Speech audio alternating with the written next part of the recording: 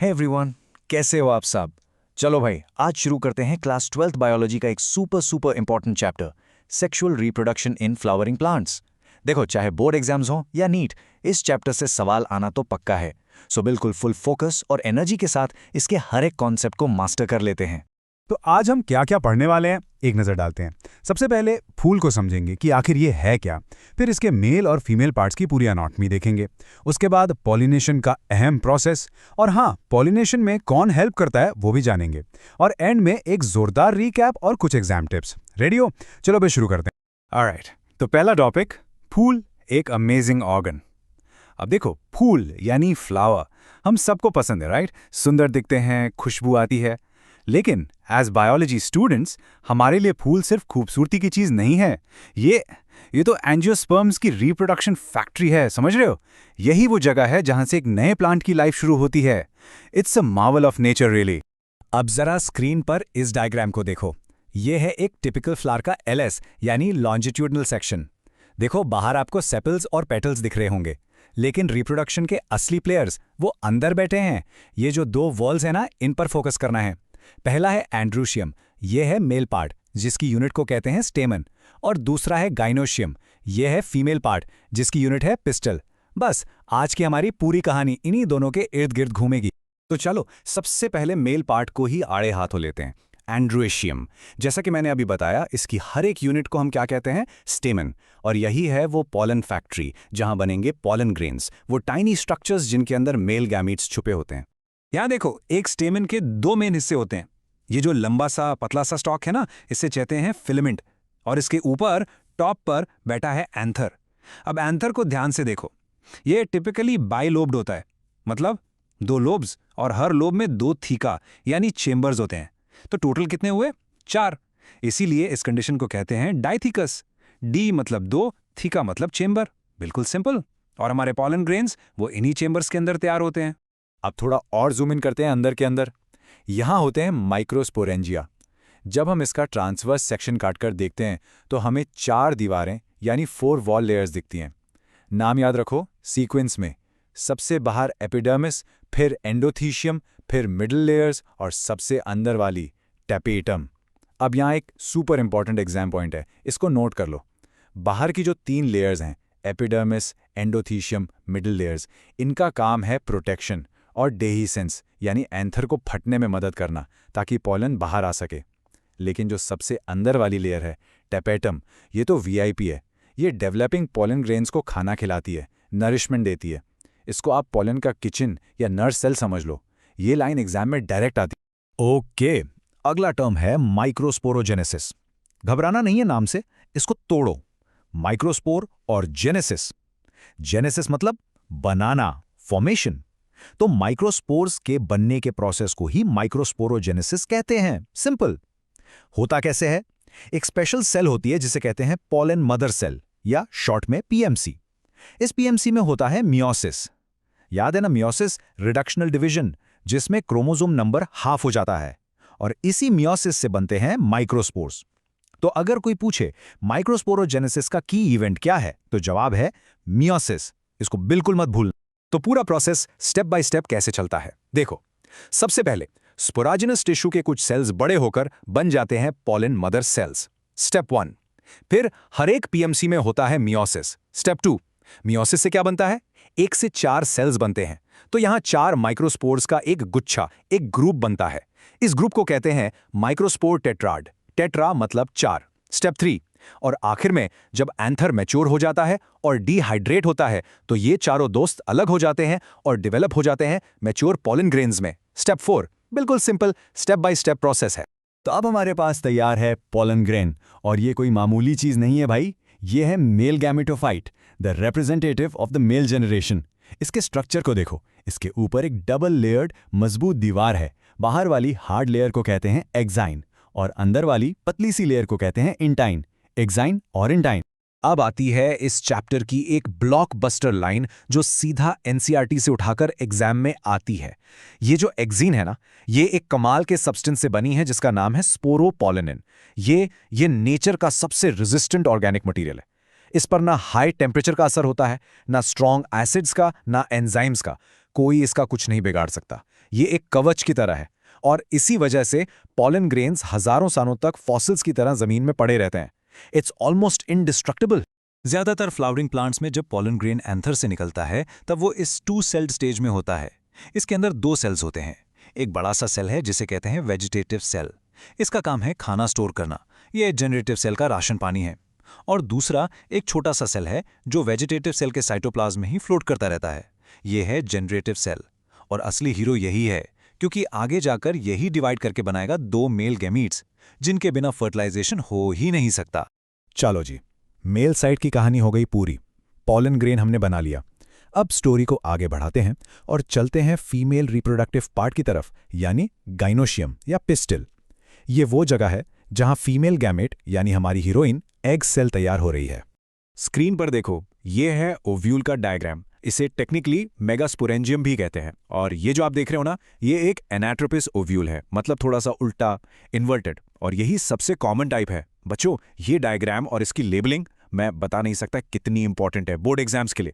इसके हर पॉट का नाम funicle, hilum, integuments, micropyle, chalaza, nucellus आपको आना ही चाहिए। इसी के अंदर डेवलप होगा फीमेल गेमेटोफाइट। अब जैसे वहां माइक्रोस्पोरोजेनेसिस था, यहां है मेगास्पोरोजेनेसिस। सिंपल, मेगास्पोर के बनने का प्रोसेस।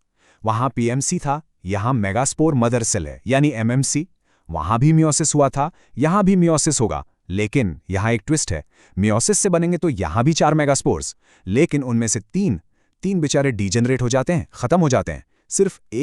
सिर्फ एक ही मेगास्पोर फंक्शनल रहता है। ऐसा क्यों? ताकि सारा नरिशमेंट, सारा रिसोर्स एक को मिले और वो अच्छे से डेवलप हो सके।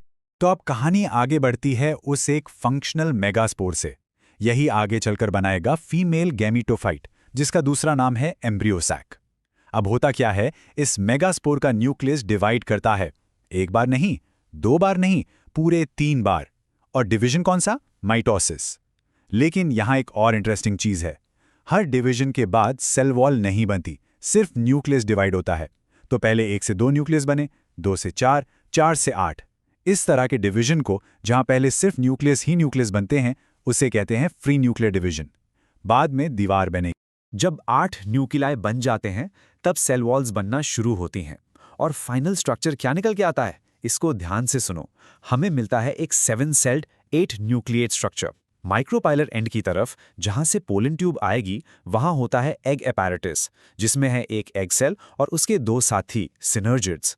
ठीक ऑपोजिट एंड पर, चलाजल एंड पर, होते हैं 3 एंटीपोडल सेल्स और बीच में सबसे बड़ा द सेंट्रल सेल, जिसके अंदर 2 पोलर न्यूक्लियाई होते हैं। गिन लो, 7 सेल, 8 न्यूक्लियाई। ये लाइन 7 सेल्ड 8 न्यूक्लिएट एग्जाम का पेट क्वेश्चन है, रट्टा मार लो इसको। तो अब सीन क्या है? एक तरफ हमारा hero male gamete pollen grain के अंदर बंद है, दूसरी तरफ हमारी heroine egg cell embryo sac में इंतजार कर रही है।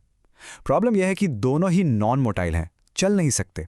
तो इनकी मुलाकात कैसी होगी? इन्हें कौन मिलवाएगा? यहां पर एंट्री होती है पॉलिनेशन की। पॉलिनेशन बस वो ट्रांसफर का प्रोसेस है। पॉलन ग्रेन का एंथर से निकलकर फीमेल पार्ट के स्टिग्मा तक पहुंचने का सफर, इसी को पॉलिनेशन कहते हैं। अब ये ट्रांसफर यानी पॉलिनेशन 3 तरह का हो सकता है। जरा इस टेबल को देखो। पहला है ऑटोगैमी। ऑटो मतलब सेल्फ, मतलब एक ही फूल का पॉलन उसी फूल के स्टिग्मा पर गिर गया, बिल्कुल घर की बात घर में।